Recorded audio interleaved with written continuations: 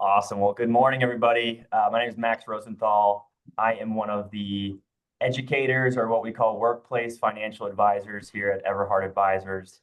And I am joined by three of my teammates. All of us are certified financial planners. And our plan today was to answer some of the questions you guys submitted in the last week or two. And we would encourage you, as you listen along, if you think of more questions, you can simply type them in the chat box. I will monitor that as we go. And they'll kind of get put to the back end of the questions that were already submitted today. So Hey, Max, not to already override this thing, but they'll want to put it in the Q&A. There's a Q&A option. That's what they'll want to do. Q&A option. Well, Phil, in that case, I might have you monitor that. I can. Yeah, and ask them towards the end. So Sure thing. no worries there. Thank you for correcting that. Yep. And we'll get going. So I was going to have Clark answer the first question here that was submitted. What is the difference between a 401k and an IRA? And can you do pre-tax and Roth in both? Great. Good morning, everybody. So this is a common question. And, the main difference between a 401k and an IRA is the 401k is through your employer and IRA is not. So it's an individual retirement account. And people will commonly ask, I have to contribute to a Roth IRA if I'm doing a Roth option, right? Not necessarily, because your 401k may have a Roth option inside of it. So the 401k and the IRA, those are just the vehicles that you're using to invest your money. But each of those would have a pre-tax option and a Roth option. Now, not all 401k plans allow Roth, but the majority of them do. So, if you're putting Roth and pre-tax money into your 401k, it's still just one account that you have, but it's two different sources. Whereas if you were contributing to a traditional pre-tax IRA and a Roth IRA, that would actually be two separate accounts, either that you manage on your own or with an advisor. So, and then maybe just to cover pre-tax versus Roth for a second, all pre-tax means is you're not paying any taxes, any federal or state taxes up front on your contribution, but you are going to pay taxes when you take that out in retirement. Roth is just the opposite. So you're paying the taxes up front to have tax-free growth and a tax-free withdrawal in retirement.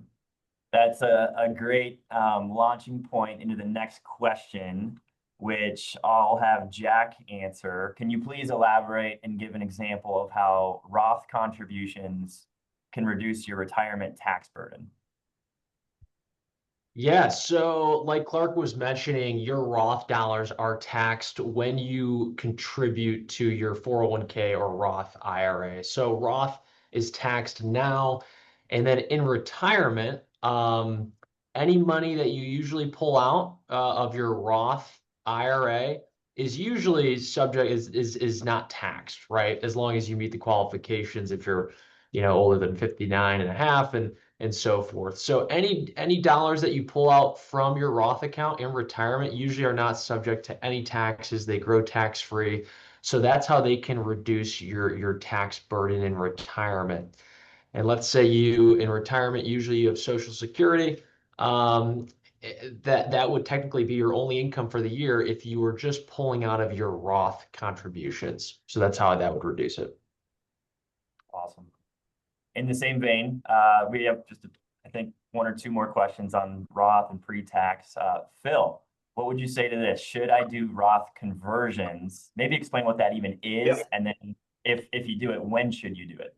Yeah, great question. So Roth conversion. So if you have money in your pre-tax qualified account, so in your 401k or in an IRA, you actually have the option to convert that to Roth, which just means you're going to take money from the pre-tax bucket, you're going to slide it into Roth. However, you haven't paid tax on that yet. So in that year in which you do it, you're going to take the amount that you convert, and you're going to owe income tax on it. So I'm going to pull up real quick. Let's see here. Oh, yep. Thanks, Max. I'm going to try to share my screen here real quick. and show the tax brackets here. So real quick explanation of the tax brackets. Progressive, right? So regardless, for your joint married filing joint, whether you make 24,000 or 24 million on that first 23,850, you're going to pay 10%. And as you make more money and you move into these brackets, you're going to pay the corresponding tax rate. So when we look at pre-tax versus Roth, really what we're trying to do is lower your tax bill over your life. So if you take if you convert pre-tax to Roth, you're gonna pay whatever your, that last dollar that you make is going to be taxed at this highest rate here. So when we take a look at your tax bracket, if you're in the 10 to 12, it's kind of no-brainer Roth. So if we've got pre-tax dollars and can change it to Roth, and we keep you in this 12%, meaning we're going to keep you below that 96,000 mark, that makes sense. So really, it's an analysis saying what am I making today in income versus how much do I have in pre-tax that I'm going to pull out later in life? Maybe that's 30 years from now. Maybe that's 3 years from now in retirement. So the whole key, we're going to look at two things. One, well, if my income's going to go up in retirement, or maybe at required minimum distribution age, all of a sudden I have to take money out of my pre-tax and it's going to shoot me up into a few different brackets. Well, maybe I can convert some of that pre-tax now to try to lower my tax bill over time. So it's playing that game of tax now, tax later. Can I convert it? Really, when the answer is when, if it's over your life, again, it's in a season of low taxes. So if you have variable comp, then it's going to be a year, maybe your income is lower. That would be the time to do it. If we're looking at an individual year, maybe it's a time where there's a decline in the market and we can move money over and experience more market gain for that money in Roth, or just target the end of the year because you're going to have a really good idea of what your income is. And we don't want to accidentally, or not accidentally, but we don't want to move up into a new bracket and convert money when it's less advantageous. And then the last thing I'd just say, Kelly asked another question that dovetails into this, Max. So I'm going to throw it in there. She just asked, what's the advantages of doing a Roth conversion of 401k dollars? So some 401ks will allow you to do Roth conversions in your plan. And so it's the same concept. Can I pay less in tax over time? You can do a Roth conversion from an IRA into a Roth IRA, or sometimes inside of a 401k. So that's a real high level. There's some more. It's highly, individualized. What's your income? What do we expect your income? But that's kind of the general idea of what we want to focus on. Yeah, that's great. I will say, here at Everhard Advisors, we all work with a lot of retirees, and we find that those first couple years of retirement where you're truly not working or earning any income, not even part-time income, those years seem to be the kind of the golden Roth conversion years. Not for everybody, but oftentimes that is something we are looking at and exploring. So just keep that in mind that, yeah, anytime you're in a lower tax bracket, and usually that's those first couple of years of retirement, that is a time to explore this Roth conversion. Proceed with caution. It can trigger unnecessary Medicare premiums increase and can avoid certain deductions or even tax credits. It might impact your capital gains. Like, don't just do this because you heard you can do it and it might give you some tax-free money. Like, definitely pause, be methodical, ask a bunch of questions, probably work with some professional, whether it's Everhard or a CPA or a different advisor. Like, yeah, it's really valuable, but there is a lot you can trip over. And so just knowing the rules and doing it correctly is really important. Any other tips on that front, guys? Good. Well said. Nice. Good. Okay. Awesome. Next question is, let's see what was asked. I believe, Clark, you're going to answer this one.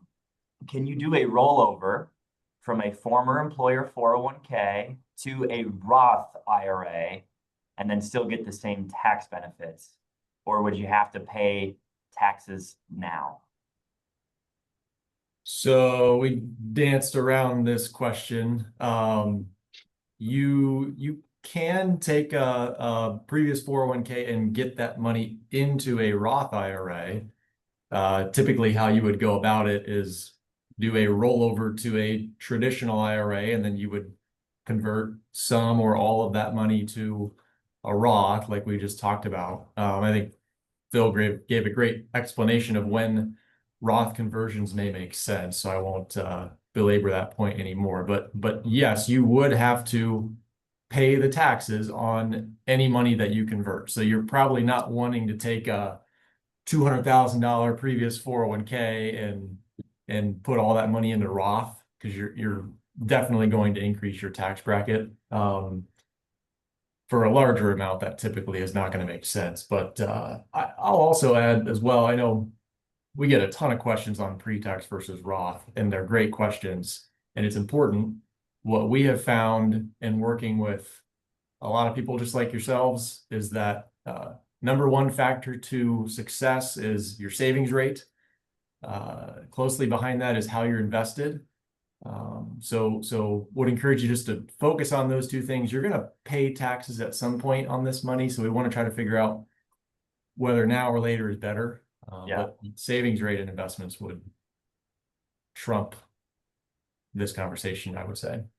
Yeah, for sure. And I would just add, people get confused thinking that 401k is just always pre-tax, but as we've already shared, you can have Roth actually in your 401k. So when you roll that money over, the Roth portion would go to a Roth IRA, the pre-tax portion would go to a pre-tax, or sometimes called a traditional IRA. And once you're there, you can consider converting some, but it's going to trigger taxes. So yeah, just proceed with caution and make sure you're doing things correctly, and think long term when you're executing there.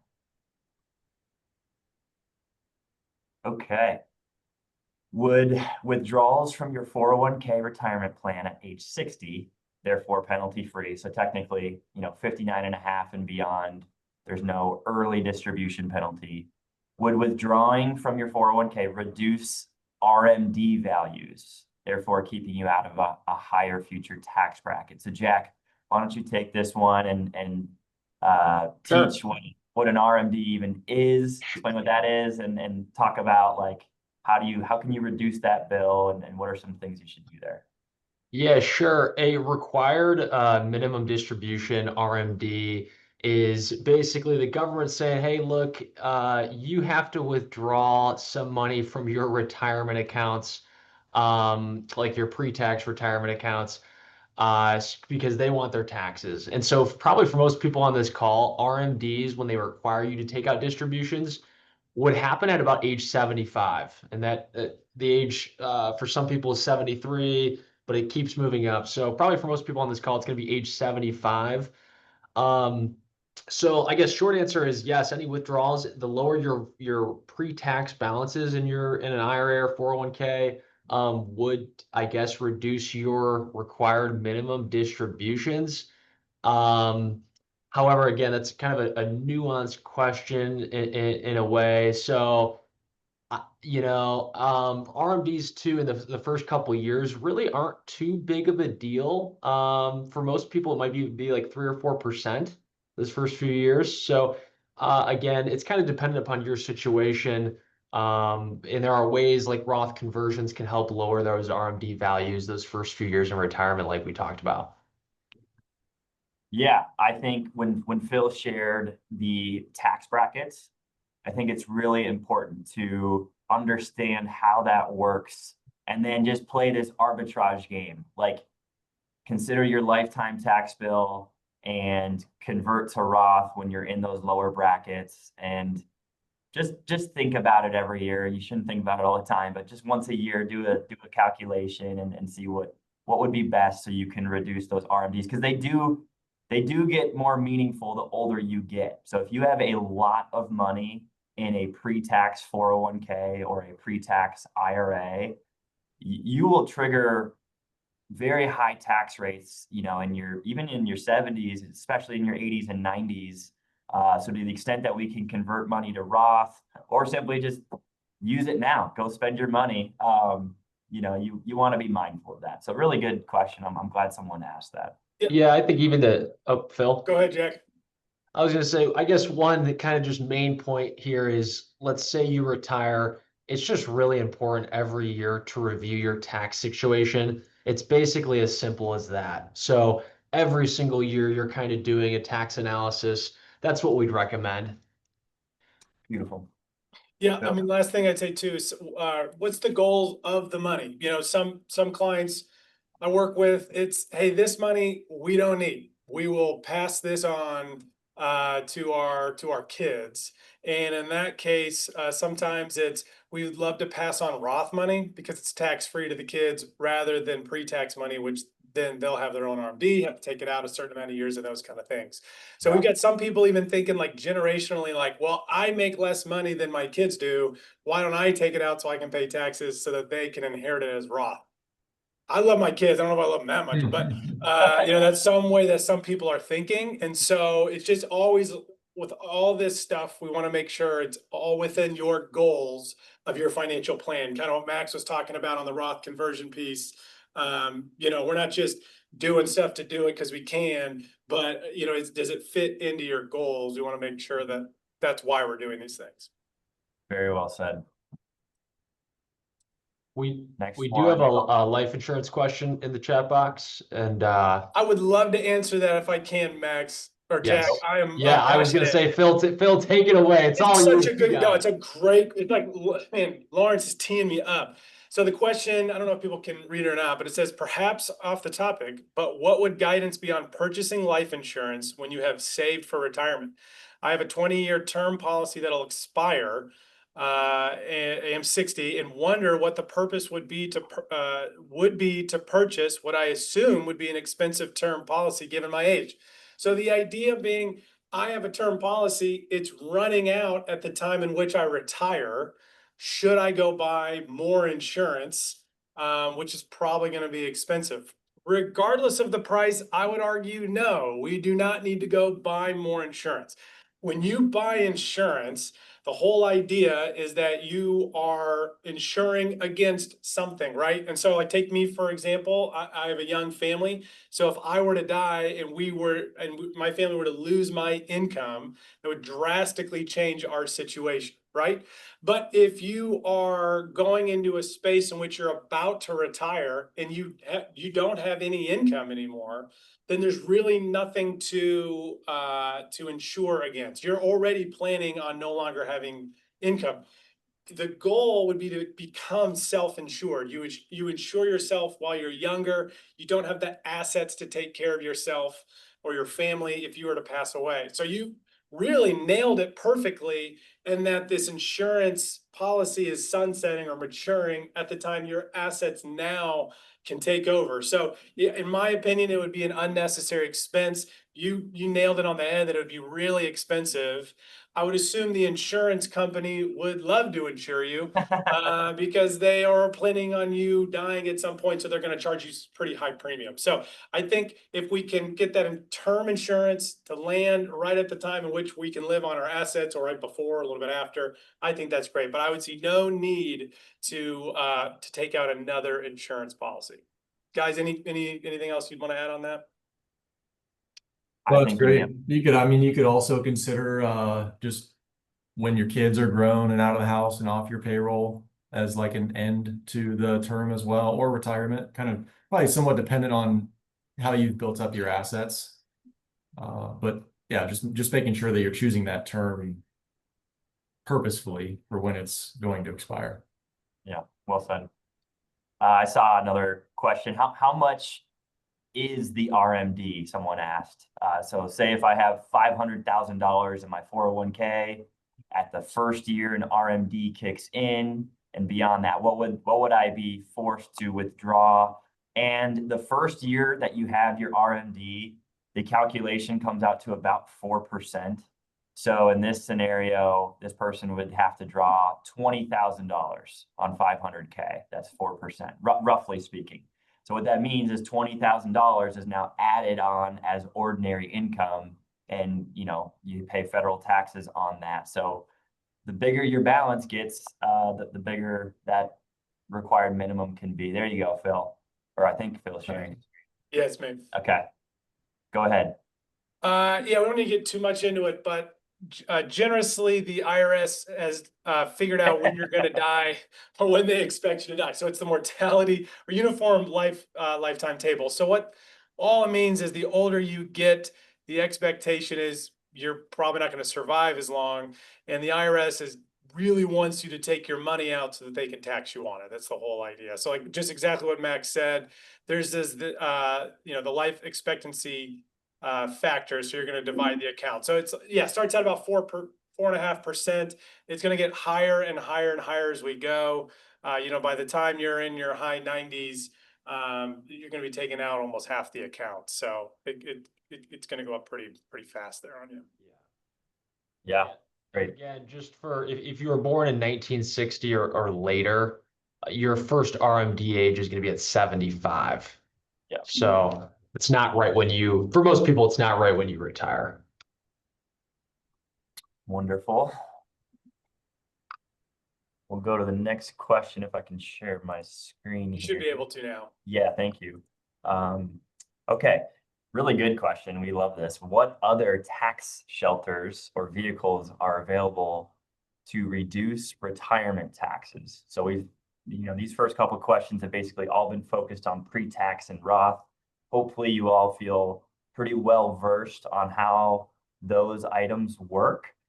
Beyond that, there's one additional account that is like a direct deduction in terms of your taxable income, and same thing as a Roth, can be received as tax-free income, and that is an HSA account, health savings account. And not everyone can use this. It's only if you have a high deductible health plan, which I don't know what that number is off the top of my head, but hopefully you know if you have a high deductible health plan or not. $1,000. $1,000. So yeah, it's not that high. Not that high. Yeah. So a lot of people are eligible for this account.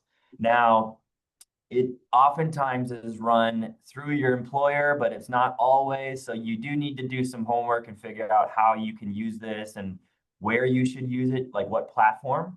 But the concept is when you put money in, it's tax deductible. And for like a family, it's around $8,000 that you can put in. If you're single, it's about half. And guys, correct me if I'm wrong there. But tax deductible contribution, and then you can actually invest this money. So if you don't directly use it for medical expenses, that money can sit in the account and start, growing if you invest it properly. And all of that growth is either tax deferred or completely tax free. So if you use this money for qualified medical expenses, which is basically every medical expense under the sun. I mean, you can even buy sunscreen inside of an HSA account. It's very, there's a wide array of options you can use this money for. So that would be tax-free on the way out. It's actually the most tax-efficient vehicle out there. And if you don't need it for medical expenses, once you hit age 65, you can start spending it on whatever, and you just pay ordinary income tax on it, just like a pre-tax 401k or IRA. Clark, I saw you took yourself off mute. Anything to add there? I have a correction to make. I said 1,000 real quick. It's actually going to be 1,700 for a single in 2026 and 3,400 as a family. Got it. And these numbers change every year, so it's hard for us to keep tabs on it. But yeah, so every year it shifts up a tiny bit. So that's what's considered a high deductible health plan. I have more to say on the tax shelter front, but did you have something to add on HSAs, Clark? I was just going to say order of operations with HSA and your 401k. So start by contributing in just enough to your 401k to get the company match, because that's free money. Then you want to go to your HSA and max that out. Then go back to your 401k and put additional contributions there. Just because, like you said, Max, the HSA is, you're never going to pay tax on that money if you use it for medical expenses. Yeah. So yeah, that would be kind of order. Perfect. Yeah. And if you have ongoing medical expenses every year, I know a lot of people use this as just like a way to pay for those in a completely tax-free way. So it's a pass-through account rather than an investment account. You put money in and it immediately goes out to pay your medical expenses, and that reduces your tax bill that year. Beyond that, Oh, we have a question on HSAs. Does it make sense to contribute to an HSA if your account doesn't invest your money, but only pays low interest? So usually that happens if you're using a credit, what do they call them? I'm totally blanking on the name. It's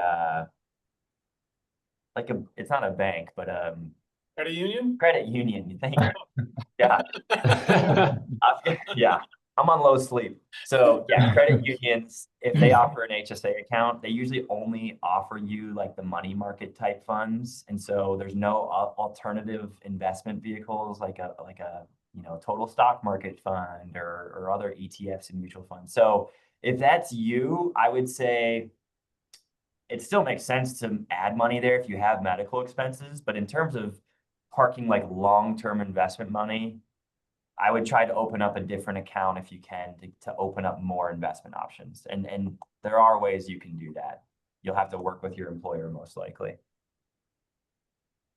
One thing, Max, I think this kind of goes into the question being asked, how do I maximize if I don't have the company health insurance and I don't have an HSA? So first, if you are on a high deductible plan, you would be eligible to contribute to an HSA. So what I often hear out there is someone will say the line like, oh, our company doesn't offer an HSA. So like at Everhart, we can just deduct it through our W-2 income and it goes straight into an HSA that the company talks about. But if you don't have that, you still can contribute to an HSA as long as you qualify by being in a high deductible plan.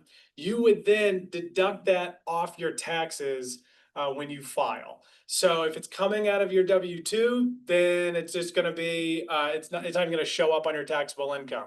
If you aren't doing it through your payroll, you still are able, if you qualify, you can then still open up your own HSA, make contributions for it, and then you deduct it off when you file for taxes that year. Beautiful. Yeah, it'd be no different than like doing a IRA, a pre-tax IRA. You get a statement or tax form that tells you can deduct this off your income. And it's more valuable to do it inside your employer than it is to do it outside of it. Just it affects your FICA taxes, but yeah, you can do it either way. And then there's one more question. It's not on the realm of HSA, but I'll just answer it quick. What is the age at which you can complete a Roth conversion without penalties? You actually can do it whenever. If you do it before age 59 and a half and you withhold taxes, that portion is subject to penalty. So if you're doing it before age 59 and a half, you're going to need to cover that tax bill with money that's already in your checking or savings account. You don't want to do it with money that's in the IRA. Beyond that age, you can withhold taxes and you're just fine. So one more, well, there's a lot here with tax sheltering money so that your retirement taxes are lower. We've already talked about Roth conversions. That is a big one. There's oftentimes people have money in what we call a brokerage account or a non-qualified account, or sometimes called a taxable account. All that is the same thing. That's money that is in a investment account that has already been paid tax on, and any gain you accumulate, if you sell it, it triggers what's called capital gains tax if it's long term, so held for longer than a year. If it's short term, it's triggered as ordinary income. And inside that account, the capital gains can be billed to you at different rates. Phil, could you actually share that? Because you already had that up with federal income taxes. Can you look up the capital gains brackets as well? And I'll stop sharing. And as you're looking that up, sorry, you wanted the tax brackets? Yeah, for capital gains. So we're talking about non-qualified accounts here, and in retirement years, you might actually find yourself in a 0% capital gain bracket. And I don't know if it's easy to find these numbers. I can just read it off. I got them. Yeah, I got it right here. Perfect. So basically, if you're in the 12% federal bracket, I believe is what it comes out to, and you sell money inside of your brokerage account, you actually can realize that at a 0% capital gains bracket. So yeah, your first $96,700. If you're under that in terms of your modified adjusted gross income, that's going to trigger no tax bill for capital gains. So that is a really big deal. We see a lot of retirees that have like highly appreciated stocks. Think about someone who, bought Apple or Amazon in the mid 2000s, just held on to that. They might have like $1 million there. And then they retire and they find themselves in these low brackets. Well, we can sell some of that to trigger, no capital gains. That's just one thing to consider. And then additionally, Max, can I say one thing to that? yeah, I always try to tell people, if you've seen some of our like retirement presentations, we'll have that 20-year retirement decisions, which is like from 55 to 75.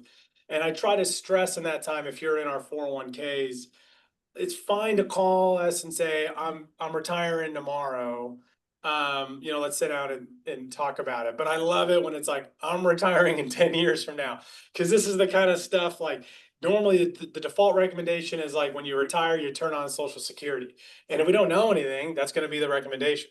But if all of a sudden, if you've got this non-retirement account with this highly appreciated stock, and then you're retiring and there's no other income, well, wait a minute, there's a lot of fun stuff we can do to mess with taxes and try to drive that tax bill down and maybe delay Social Security. So all that kind of stuff, the more complex your situation is, maybe the more flexible it is. And so just to stress that to what Max is saying, like, this is like high level planning stuff that we love to do for people, but the more time and more information we have, the better we can do that.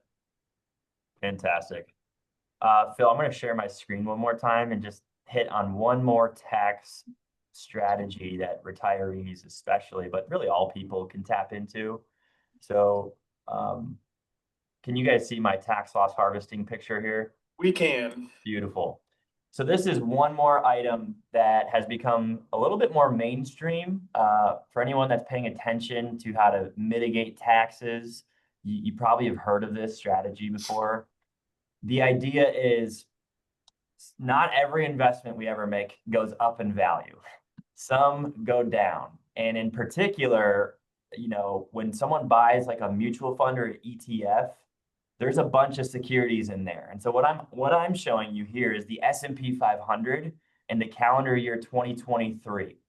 So that one fund, which has 500 companies inside of it, had a net gain of 26.3%. But each individual company inside of it had its own return.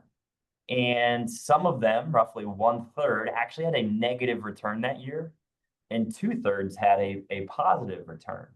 So if you owned just that one fund, you didn't really have any opportunity to do what I'm about to showcase. But if you own the individual stocks, you could have sold some of these stocks at a loss and then harvested them. And what you can do with harvested losses is either offset $3,000 of ordinary income, which is very valuable because that's likely a higher rate, or you can just hold on to them and offset future capital gains. So it might not be valuable for everybody, but for some people who are going to have a big capital gain in the future, harvesting losses by doing that strategy is incredibly valuable. It really gives you the flexibility to control your tax bill. And that's something, I would say Roth conversions and tax loss harvesting are two things that we just are talking about all the time, helping a lot of people execute and just plan for. Any other items you guys can think of that I didn't share, guys? No, good job. Awesome. Hey, Max, there's a question that I just go want to hit ahead. on real quick. Yeah, it says Social Security is based off your last, and then they guess the amount of years. It's 35 years of income. 35 is the correct answer. If you retire at age 60, are your 401k withdrawals considered Social Security income, since you would pay taxes on those draws? It's a good question. And the answer, so first off, Social Security is based off your 35 highest paying years, not last year's. And you're only going to pay Social Security tax on earned income, so W-2. So your 401k withdrawals would not, you wouldn't be paying Social Security tax on that. But one other thing that I just want to hit on that, if you retire at age 60 and you're working off your Social Security benefit statement, and you say, okay, well then at age 62, I'm going to make this, at age 65, I'm going to make this. Those statements assume that you are going to work to that age that's listed, and they're going to assume that your income is going to go straight line with inflation.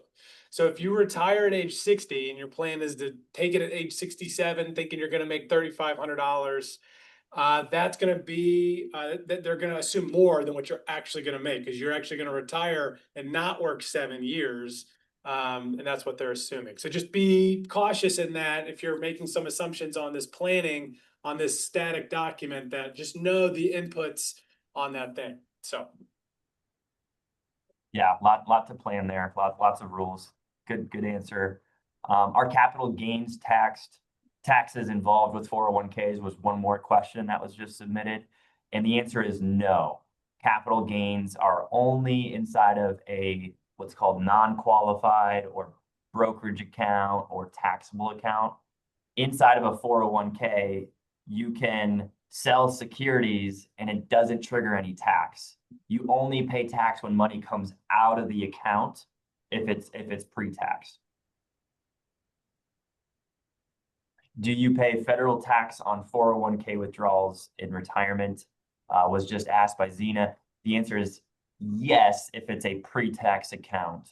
Every time you withdraw money, that's just considered ordinary income.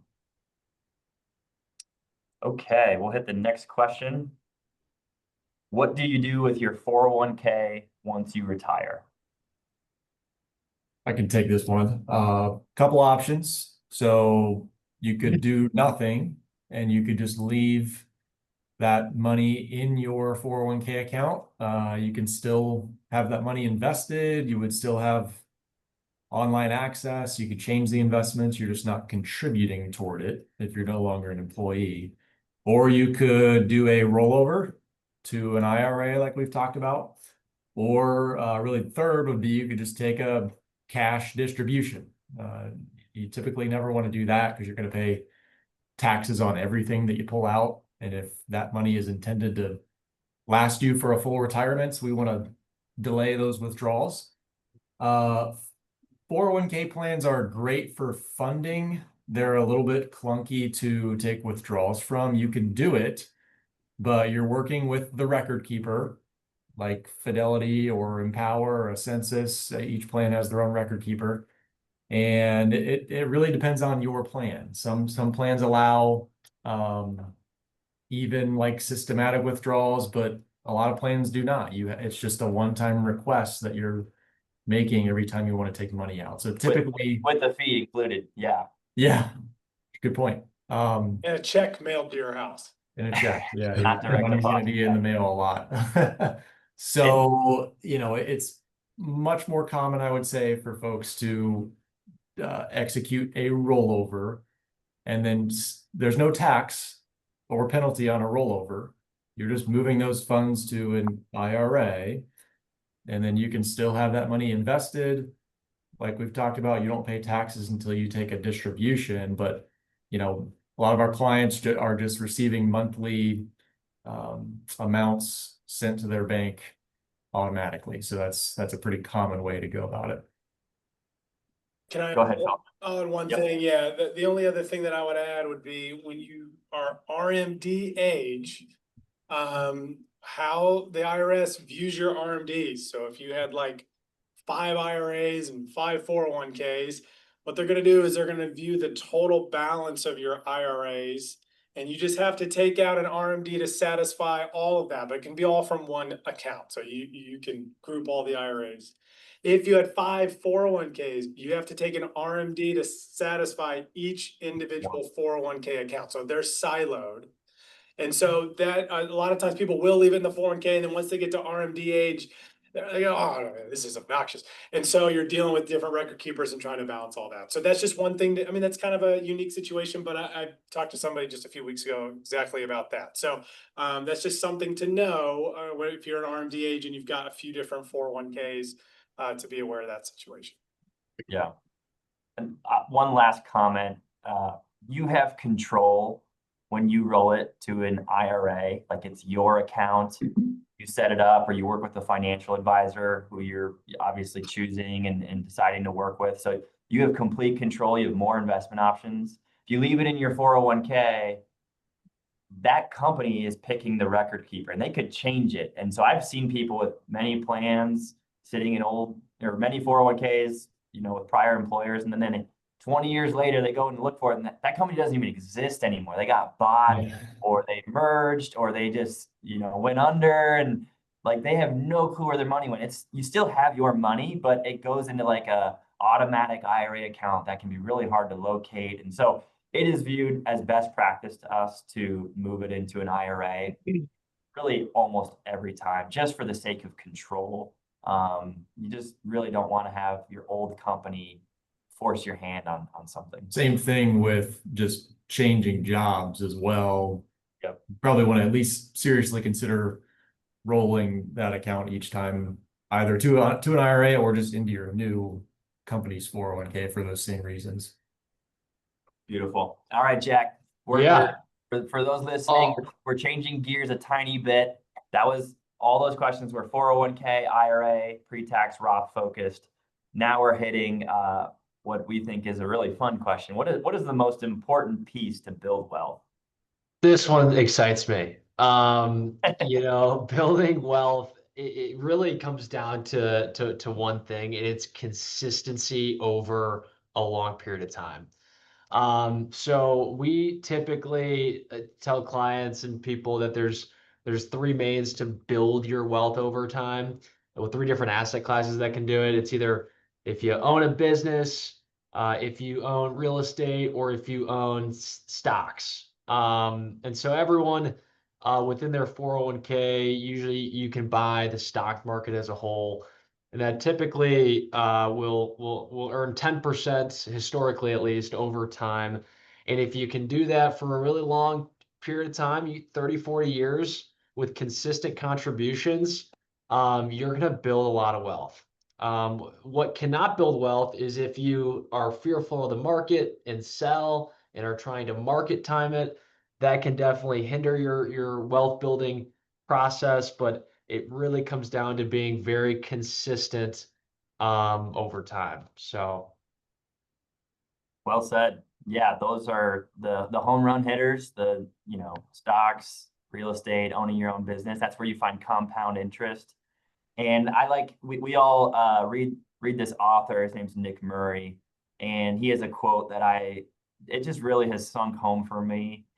Successful investing is acting on a plan, and not successful investing is not. So if you are just running on a whim, every year you're like, oh, I made some money, let's throw it here, throw it there, and what do I invest in? And you think about it in that moment, and then you don't actually have a well thought out long-term plan. You're going to underperform. You're going to be subject to emotion. You're going to be subject to fear. Additionally, you're just going to procrastinate. We all do that. And so to the extent that you can create a plan and then follow the plan, people that do that, they have a better shot at optimizing and making the best decisions throughout their lifetime. So I would just, in addition to what Jack shared on those three kind of home run hitters for compound interest, I would just say, to execute on those, you got to have a financial plan in place and revisit it once a year. I could not advocate for that more strongly. Phil, you got something to add there? Well, not on this piece. When you guys are done. I'm done. I was just going to say, Michael Corleone said, just when I got out, they dragged me back in. So we tried to shift to wealth management. We have a few more 401k IRA questions that we might. Okay, let's hit them quick. Yep. Okay, cool. So can you roll a 401k into a Roth and then change to 401k of new company? So if you roll pre-tax dollars out of a 401k into an IRA, you can roll that back into a 401k. If you roll 401k Roth 401k dollars, or convert to a Roth IRA, once that money gets into a Roth IRA, it cannot flow back into a Roth 401k. So just be aware of that. Yep. I love my IRA and the funds I have. Can we roll my wife's old 401k funds from a job she left into my IRA? The answer is no. We get that question a lot. They're going to keep those separated. It's based on Social Security or your Social Security number based on your age because of RMDs. But your wife could open up her own IRA and you could match those funds if you love them so much. But no, you would not be able to consolidate funds, qualified money. And then what are the tax implications for a withdrawal from my 401k at age 57? It depends if you're already retired or not. If you're retired, then you're going to owe income tax on that. But if you are still working and take money out of the 401k, like a hardship withdrawal, you would pay income tax and a 10% penalty on that money. So just speed through those. I think we're good. We can go on to the next. Nice rapid fire, Phil. Thank you. Yeah, well done. Okay, Phil, I was going to tee you up for this one. Yeah. Need a breather, you can bow out. What financial risks should people be worried about? I love this question. This is a huge. I think you should be 100% focused on politics, and you should be focused on no, I'm joking. No, stuff that people focus on stuff that they can't control all the time. And I get, hey, this most popular question. Hey, Phil, I know you don't have a crystal ball, but what do you think's going to happen, or what's going to happen when this bill passes or whatever? And to be perfectly honest, we just always say, let's keep it long term. So people think that the number one detriment to their retirement income is the temporary declines in the market. And in reality, we build investment strategies baking that in. I don't know what's going to cause the next drop in the market, but we know one's coming, so we're going to plan for it. I think what's a way bigger issue for people that they just don't realize is inflation. It's a lot easier to talk about it now because it's so in your face. But if you're getting 3% inflation, then the cost to live is going to double 24 years from the time you retired. And most people's life expectancies, they're going to be alive in 24 years. So if you need 150K to live 24 years, you're going to need $300,000 to live the exact same way. So I think inflation's a really big one to worry about. I think another financial risk, this one, maybe you guys might not agree with this one. I'm going to go a little off on a limb here, but I think when I'm running into a lot, I'm going to call a financial risk is your love of your children.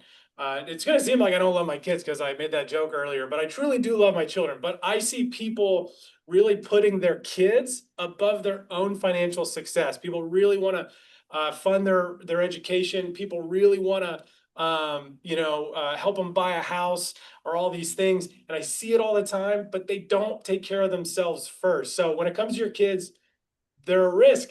When the oxygen masks come down on a plane, put it on yourself first before you put it on your kid. Make sure your financial situation's taken care of for the future before you really set the next generation up.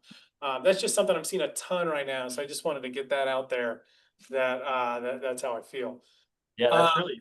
Oh, go ahead. Go ahead, Max. I was just gonna say that's what, as you were saying that, I couldn't help but think of countless conversations where I see people getting worked up on a certain issue and they're completely ignoring the more important goal.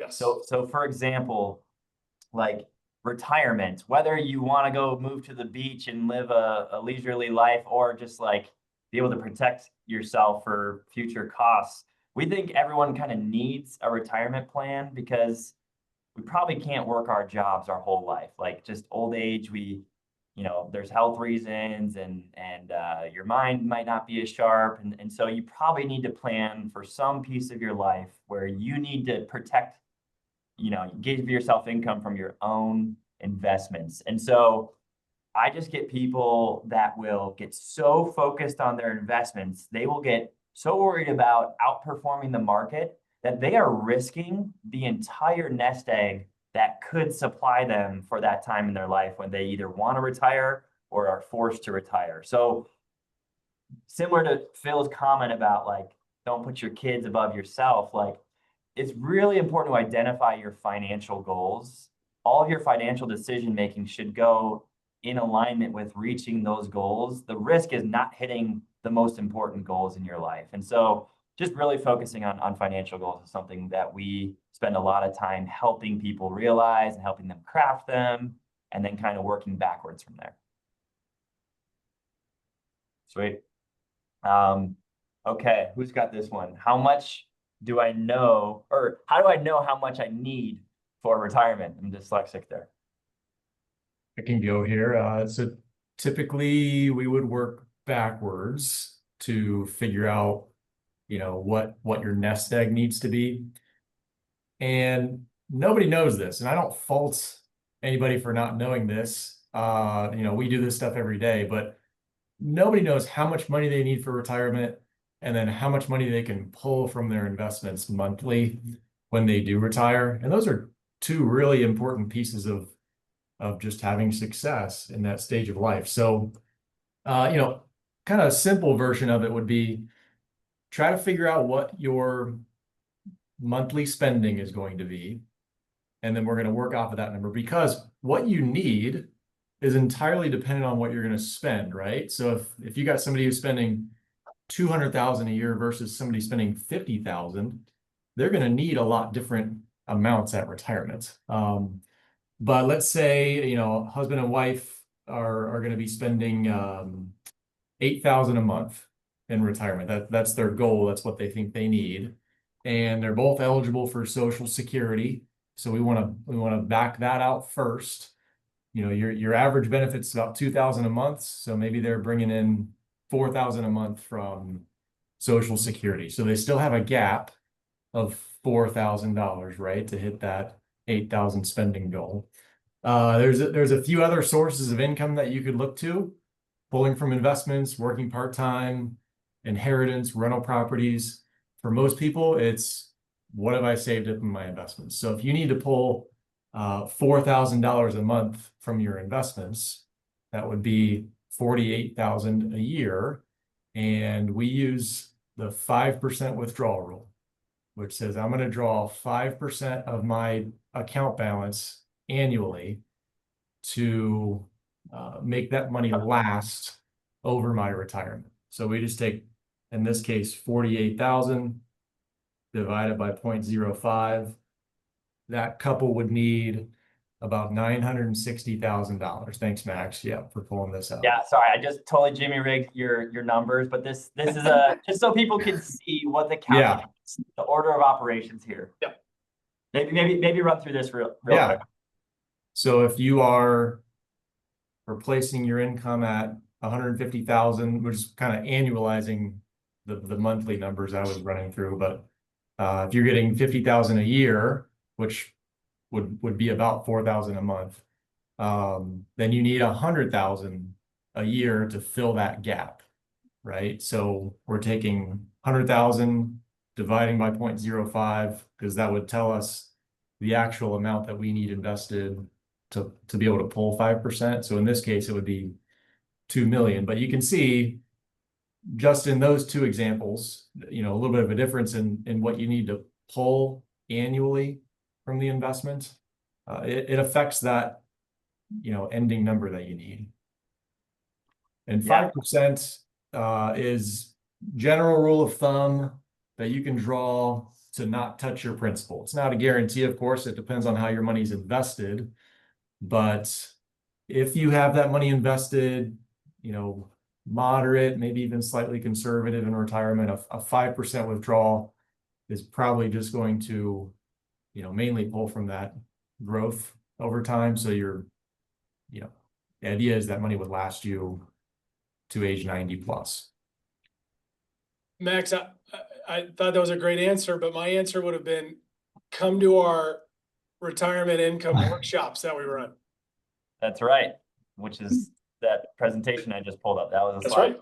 So we are happy to help you guys figure out that number. It is not a complex calculation on our front, but you need to understand how it, comes about, figure out your Social Security amount, figure out your spending, and then we can get a really good idea of what you need and make you feel confident that you're on pace.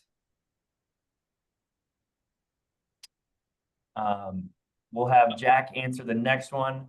There's a question. Yeah, 5% typical withdrawal per year, but you said RMDs go up from 4% to much more.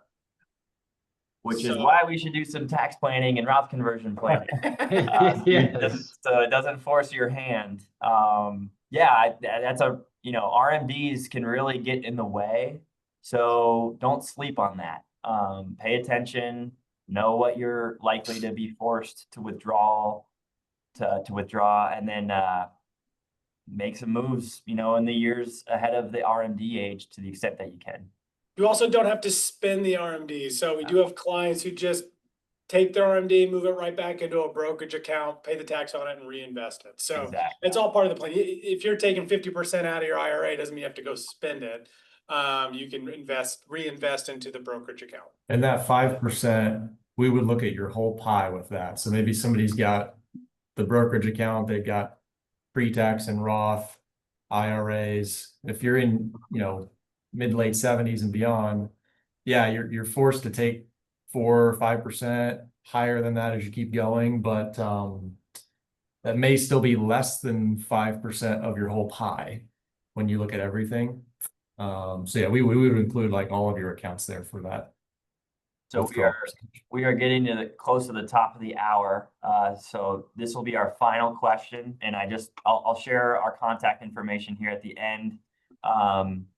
But you can always reach out to us if you didn't have a question get answered that you want to talk about. But Jack, why don't you bring us home? What would you say to this question? When should I start Social Security income? Yeah, probably again, like Phil mentioned, should come to our Social Security workshop. We could probably talk about this for an hour, which Clark and I did a little bit ago. It totally depends on your situation. How's your health? How much do you have saved up? Do you have an inheritance? There's so many factors that go into this. Were you married before? Like, you could go on and on. A lot of times our rule of thumb is take Social Security when you need it. We often, I'd say for the most part, probably tell our clients to take Social Security, right when they retire. But it depends on, do you heavily rely on Social Security as the primary source of your income? Or does it maybe not matter as much for your total income in retirement? So lots of ways to go about this. I know that's kind of a cop-out answer there, but it does depend on your situation. Yeah, I would just say the thing that always, like, I just get stuck on this. Social Security does not pass on to like children, grandchildren, or charitable endeavors. Between you and your spouse, if you're married, if one of you passes away before the other, you're left with the bigger benefit, essentially. So if there's a discrepancy between you two benefits, the lower amount drops and you're left with just the bigger benefit for the remainder of your life. And once both spouses have passed away, no one gets anything. And so because of that, we generally are telling people, like, protect your own assets, protect what's in the bank account, especially protect what's invested, your 401ks and IRAs and brokerage accounts. Like, don't tap that money first. Instead, get as much of the government money as you can. And, if you live a long, long life, you're blessed. Yeah, you would have been more beneficial. You would have received more from the government had you waited, but you don't know that for sure. And so again, just a general rule of thumb, start it when you're not working and earning income, so you get the government money first and protect your own assets that pass on in full. Any other comments or? Yeah, I mean, the only other thing, not to beat a dead horse, but like, you make this decision and then if like for the rest of your life, like you can go back, there are ways to go back, but like this is setting your benefit forever. So to do it within the plan, how do you achieve your goals? To look through that lens, have a conversation prior to it. We'd love to have that conversation, but I think it's just an important thing to go talk through. So do it through, through goals. Excellent. Well, we are officially at the top of the hour, and I struggled to get the slide up as you just saw, but if you have any more questions, you can always call our helpline or email us at help@everhardadvisors.com.